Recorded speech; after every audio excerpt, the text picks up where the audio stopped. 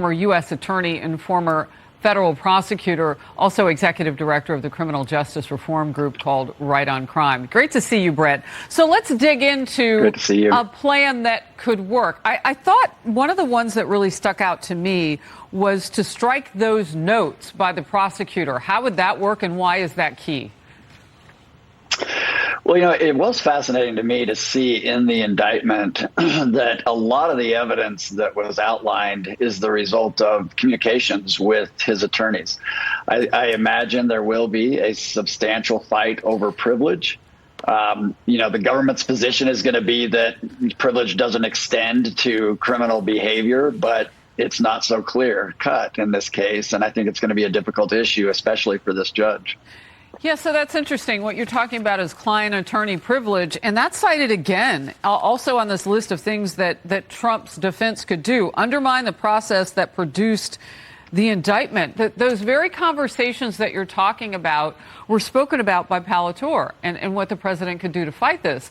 That if it's attorney-client privilege, then how can you tell then potentially a grand jury and use that against Trump and say, oh, if he wants to cite that, it makes him look guilty? I mean, it's very circular.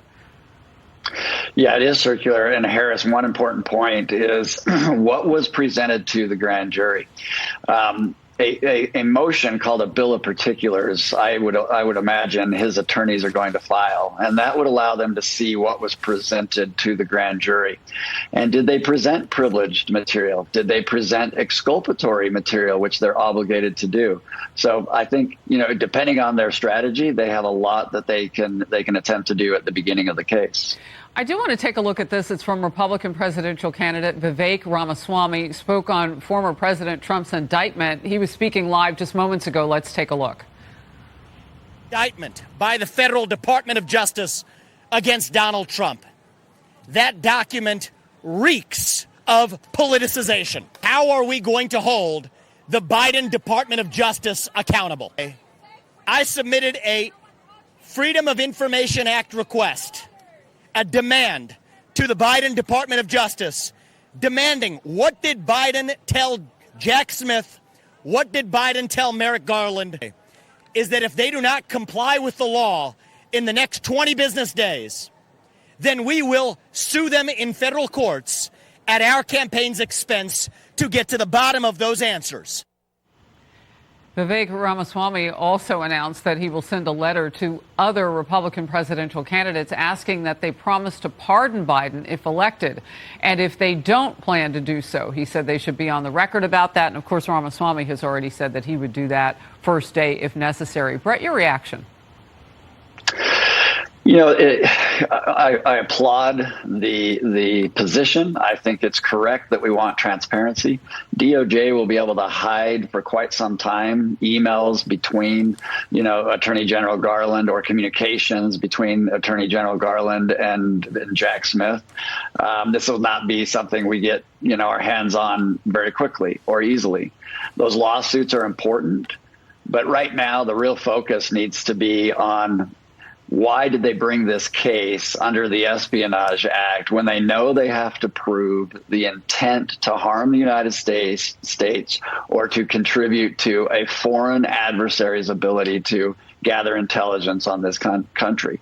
That intent does not seem to be anywhere in that indictment. So for now, there's a lot that we want answers to, but right now the focus has to be on the legitimacy or illegitimacy of this indictment against President Trump. So you agree quite a lot with what his former attorney, Timothy Palator, has laid out here. Let's go here. It's an op-ed which says the uproar over former President Trump's indictment ignores how federal secrecy gone wild is spawning a caste system that betrays our democracy, adding that the feds create trillions of pages of new secrets every year, and the system automatically absolves any federal official who creates new secrets.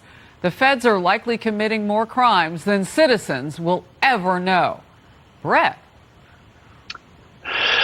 Harris, when Reagan was president, there were a few thousand criminal statutes. There are now over 300,000 criminal statutes and regulations with criminal penalties. Wow. We have become a criminal state. If a prosecutor like Jack Smith has the intention to go after someone, he can do it. There's enough gray area, and there's enough statutes out there to build a case against anyone. You take what happened with Biden. If I wanted to put individuals in the grand jury who moved some of those classified documents that he had, if I want to interview his family members, and I want to build a conspiracy case, you could do the exact same case against Joe Biden right now. Has it been done? No. And that's why many of us that have been in these trenches are sitting there saying this reeks of politics. I totally get it. That's 100% clear. Brett Tolman, thank you very much for laying it out for us. Good to have you in focus. Thank you.